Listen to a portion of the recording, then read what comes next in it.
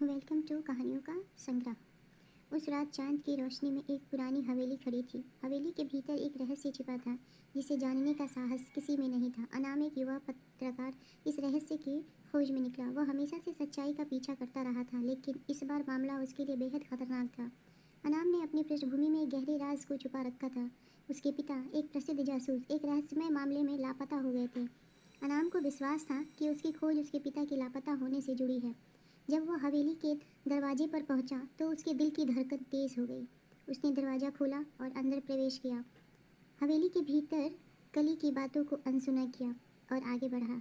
उसने एक पुरानी किताब देखी जिसमें उसके पिता का नाम लिखा था। वह किताब एक गुप्त दरवाजे की ओर इशारा कर रही थी। दरवाज़ा खोलते ही एक अंदर सीढ़ी दिखाई दी। अनाम ने बिना सोचे समझे नीचे जाने का फैसला किया। सीढ़ी के नीचे उसे एक पुराना कमरा मिला जिसमें उसके पिता का सामान बिखरा हुआ था। अचानक कमरे का दरवाज़ा बंद हो गया और अंधेरा छा गया। अनाम ने एक मोमबत्ती की टॉर्च जलाई और देखा कि एक छाया उसके पास आ रही है। वह डर गया, लेकिन उसने हिम्मत नहीं हारी। वह जानता था कि कैसे सच्चाई का सामना करना होगा।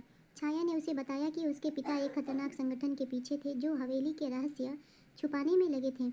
अनाम ने अपनी जिज्ञासा को दबाया और छाया से लड़ने का फैसला किया। एक भयंकर संघर्ष के बाद अनाम ने उस छाया को पराजित कर दिया और अपने पिता के लापता होने की राज को उजागर किया। हवेली के रहस्य ने अनाम को एक नई पहचान दी। वह न केवल अपने पिता की खोज में सफल हुआ, बल्कि उसने एक खतरनाक संगठन को भी बेनकाब किया। अब अनाम ने ठान लिया था कि वह सच्चाई की खोज में कभी भी पीछे नहीं हटेगा।